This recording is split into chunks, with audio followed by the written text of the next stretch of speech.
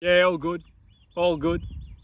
Yeah, I was going for a walk this evening thinking that trying to win someone's love and affection through sort of grand gestures or performances, if you want to put it that way, can be exhausting and lead to feeling undervalued and underappreciated. I'm sure we've all known somebody or people, or maybe even ourselves, maybe even yourself, you've done it before, where you feel you've got to win someone's love and affection, and you do these sort of grand gestures, and it's never enough, and it's like sort of running on a treadmill, metaphorically speaking. And I suppose the question is, I remember one time I knew a mate of mine years ago, it's gone back many years ago, and he kind of fell in that sort of trap of these grand gestures and doing all these big things, but it was never enough.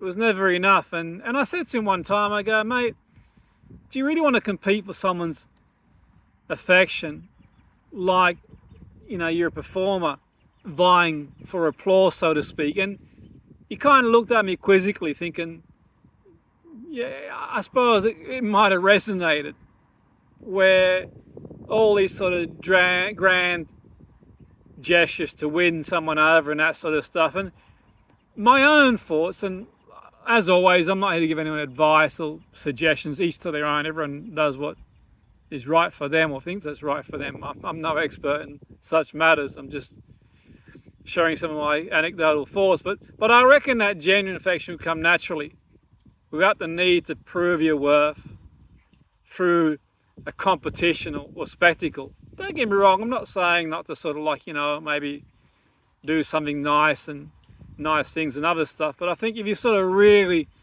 pushing the boat and going above and beyond, and it's just going to lead to feeling undervalued, really. I reckon true connections are built on mutual respect and authenticity, not who can put on the best show. And it's easy, you see people sometimes fall in the trap where they're competing against other people for one person's affection, and who can do the grandest gesture, so to speak. And look, if that's what people want to do, that's entirely up to them. My thoughts, if you've seen some of my videos, I think focus on your own growth, on your own development. That's always been my sort of theory, but each to their own.